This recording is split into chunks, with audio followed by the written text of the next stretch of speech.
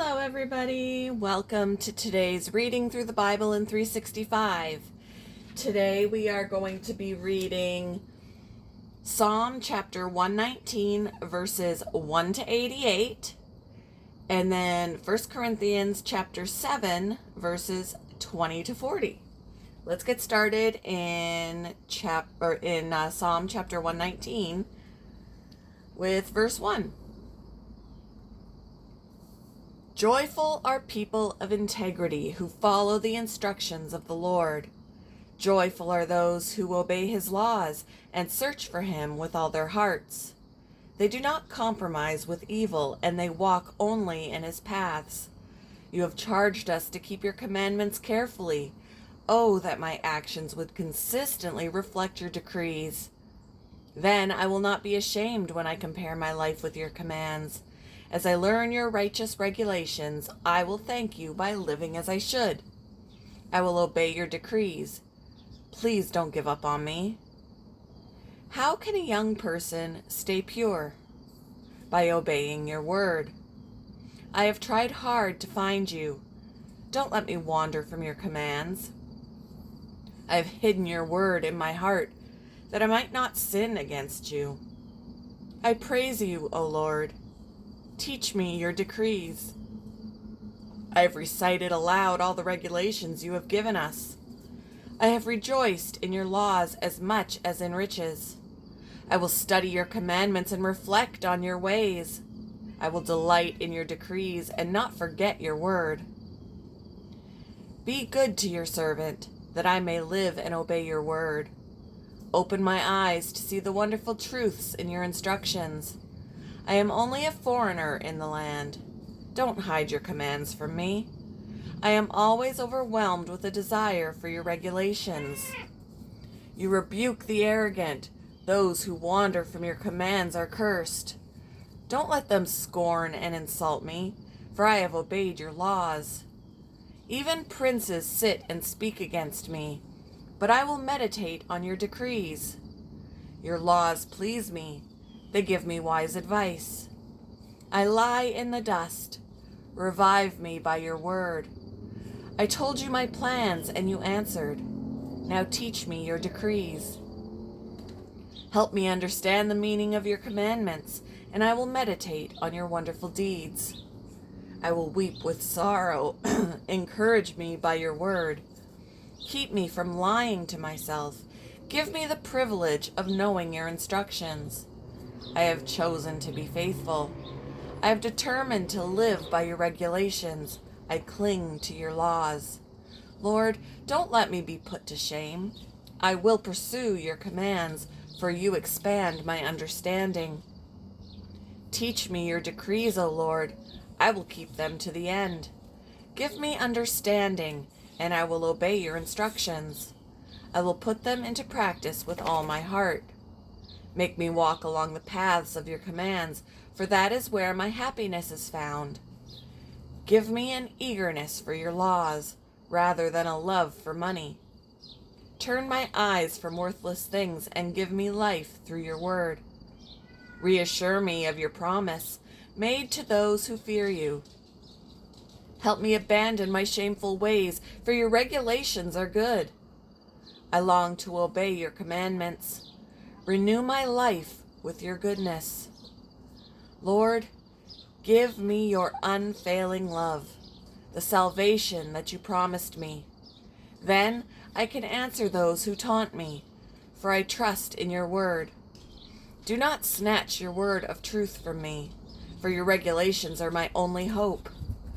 I will keep on obeying your instructions forever and ever.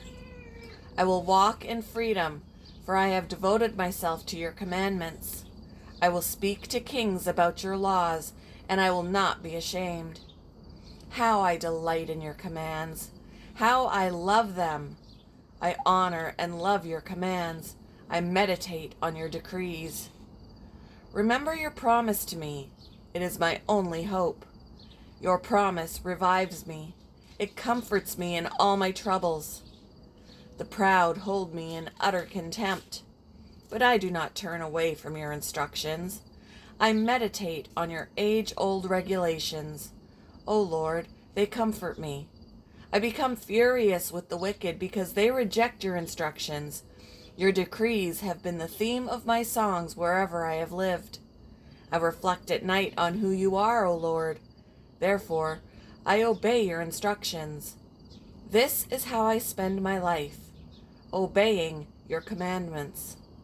Lord, you are mine. I promise to obey your words. With all my heart, I want your blessings. Be merciful as you promised. I pondered the direction of my life, and I turned to follow your laws. I will hurry without delay to obey your commands. Evil people try to drag me into sin, but I am firmly anchored to your instructions. I rise at midnight to thank you for your just regulations. I am a friend to anyone who fears you, anyone who obeys your commandments. O Lord, your unfailing love fills the earth. Teach me your decrees. You have done many good things for me, Lord, just as you promised. I believe in your commands. Now teach me good judgment and knowledge. I used to wander off until you disciplined me, but now I closely follow your word. You are good and do only good. Teach me your decrees. Arrogant people smear me with lies, but in truth, I obey your commandments with all my heart. Their hearts are dull and stupid, but I delight in your instructions. My suffering was good for me, for it taught me to pay attention to your decrees. Your instructions are more valuable to me than millions in gold and silver. You made me. You created me. Now give me the sense to follow your commands. May all who fear you find in me a cause for joy, for I have put my hope in your word. I know, O Lord, that your regulations are fair. You disciplined me because I needed it. Now let your unfailing love comfort me, just as you promised me, your servant. Surround me with your tender mercies so I may live, for your instructions are my delight. Bring disgrace upon the arrogant people who lied about me. Meanwhile, I will concentrate on your commandments. Let me be united with all who fear you, with those who know your laws. May I be blameless in keeping your decrees, then I will never be ashamed. I am worn out, waiting for your rescue, but I have put my hope in your word. My eyes are straining to see your promises come true. When will you comfort me? I am shriveled like a wineskin in the smoke, but I have not forgotten to obey your decrees. How long must I wait? When will you punish those who persecute me? These arrogant people who hate your instructions have dug deep pits to trap me. All your commands are trustworthy. Protect me from those who hunt me down without cause. They almost finished me off, but I refused to abandon your commandments. In your unfailing love, spare my life. Then I can continue to obey your laws. Moving on to 1 Corinthians chapter 7, verses 20 to 40. Yes, each of you should remain as you were when God called you. Are you a slave? Don't let that worry you. But if you get a chance to be free, take it. And remember, if you were a slave when the Lord called you, you are now free in the Lord. And if you were free when the Lord called you, you are now a slave of Christ. God paid a high price for you, so don't be enslaved by the world. Each of you, dear brothers and sisters, should remain as you were when God first called you.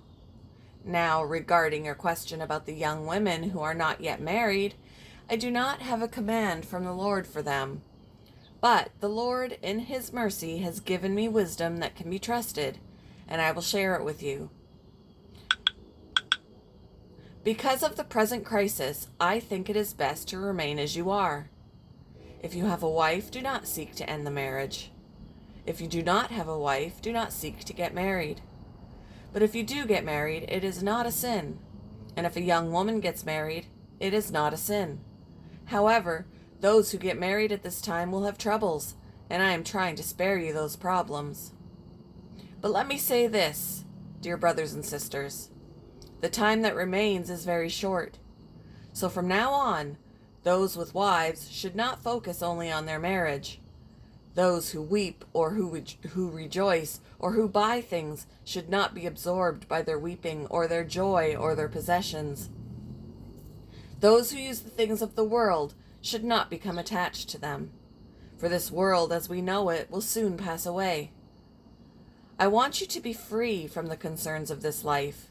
An unmarried man can spend his time doing the Lord's work and thinking how to please Him. But a married man has to think about his earthly responsibilities and how to please his wife. His interests are divided. In the same way, a woman who is no longer married or has never been married can be devoted to the Lord and holy in body and in spirit. But a married woman has to think about her earthly responsibilities and how to please her husband. I am saying this for your benefit, not to place restrictions on you. I want you to do whatever will help you serve the Lord best, with as few distractions as possible. But if a man thinks that he's treating his fiancée improperly and will inevitably give in to his passion, let him marry her as he wishes. It is not a sin. But if he has decided firmly not to marry and there is no urgency and he can control his passion, he does well not to marry. So the person who marries his fiancée does well, and the person who doesn't marry does even better. A wife is bound to her husband as long as he lives. If her husband dies, she is free to marry anyone she wishes, but only if he loves the Lord. But in my opinion, it would be better for her to stay single, and I think I am giving you counsel from God's Spirit when I say this.